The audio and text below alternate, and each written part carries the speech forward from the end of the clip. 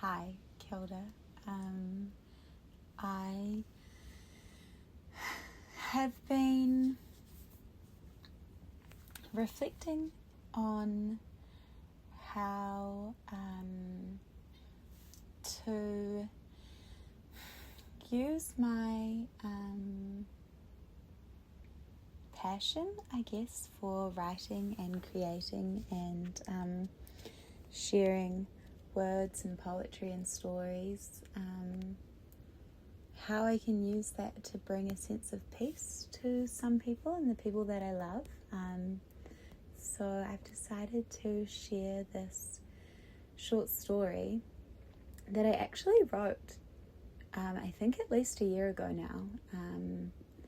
But it was funny because looking back at it, I definitely feel as though it's really reflective of the experience of 2025 for me, so last year, and even just the beginning of this new year, and a lot of the experiences that my friends and loved ones have been having,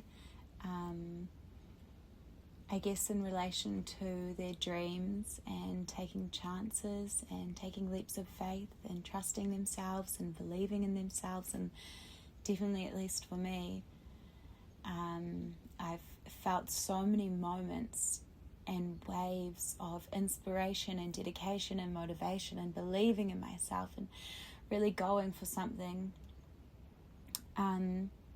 that feels scary, but having the faith that it's all going to work out, and then being absolutely pummeled by my own self-doubts or inner critic, or just that kind of feeling that it feels to be in that kind of liminal space in the in-between where you haven't quite reached your goal yet, you've left your safety net, and you're just a bit fucking confused about where to go next and how to breathe more life into the dream that you're following.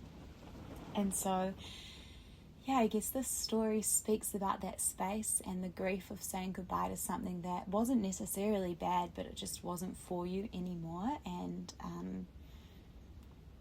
yeah, I think it feels really nice because right now I'm in a completely new space that I've literally just come to yesterday, a whole new whenua that I've never lived before, and right now I'm in the excited super honeymoon phase, and but I definitely have sat in some like serious grief and fear the past year of saying goodbye to past versions of myself, but not quite knowing what the future higher self goal and vision is, and how best to serve people.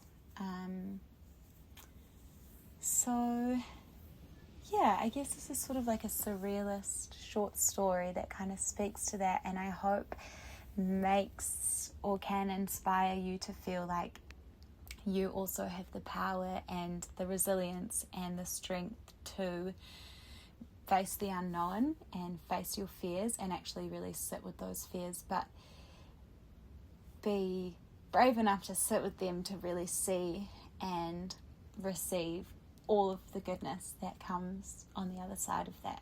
And I guess it's not, in a way it is romanticizing the courage it can take to sacrifice and follow your true inner knowings and ambitions and dreams, and sacrifice but also privilege, and I guess it sort of romanticizes it, but I also want to acknowledge that it is really fucking hard sometimes to follow your dreams and take leaps of faith. And I feel really lucky that I've been able to do that so many times in my life, but also there's definitely still pain and heartbreak that can come with that, but I think it's most of the time really worth it. And I mean, we experience all kinds of emotions in this human existence, so I guess this is an ode to embracing all of it. Okay, so it's called Unclothed. It has been a long and heaving night. The girl stands shivering beneath the velveteen skies, naked and alone, dressed in nothing but thick robes of twilight, and the blue mountains that spread before her engulf her heart in a cool nothingness. The handleless door painted into the hillside remains closed. She prays for an opening made of stars, but the door holds shut, and the night stays empty. She understands now that she cannot go back. What is freedom, she asks to the open sky. I have leapt from my life into the dreams of another. Here there is so much room, but the space just feels uneasy, and nothing seems real. The ink of the horizon begins to pool in the corners of her eyes, and the loneliness lays her down. Perhaps, she thinks, this is where I'll stay until my bones wither. The point of it all has become increasingly obscure. She looks over to the doorway of her past. It appears to be a mirage, a formless thing, filled with the shadow of the places that are no longer the same. The misty lights that emit from its cracks in its frame make her smile. She can almost hear an old friend's laugh. I am so lucky to know love. The strange, cloudless lands that surround her become hazy and her eyes begin to lag. But the angel of sleep says, not yet. The others watch, their energy throbbing in the silk of the night. Remember courage, the angel whispers, softly brushing the hair from the girl's eyes. Remember courage. The girl is struck by her own faith. She sits up and smears the sweat from her palm across the blackened sky. A window, she laughs. Soot covered and charcoal stained, the remnants of the smouldering fires of a brilliant past life.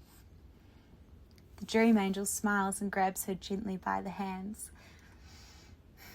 It's time to say goodbye.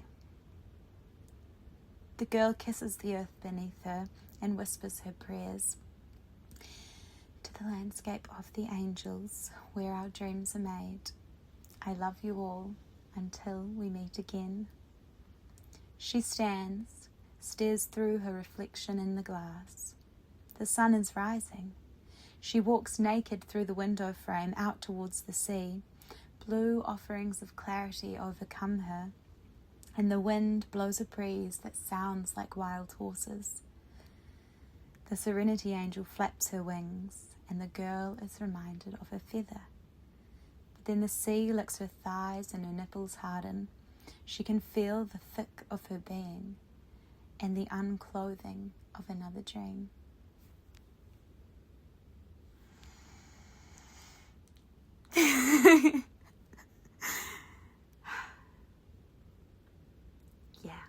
So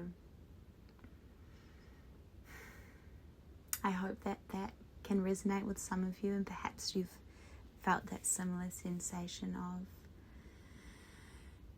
really wanting, taking the steps and then really wanting to go backwards and maybe struggling with regret or what if, or maybe I shouldn't have done that, or should I have done that differently? And I think I think every decision you make, no matter how it feels, really can teach us something. And yeah, I'm just so grateful for love as well,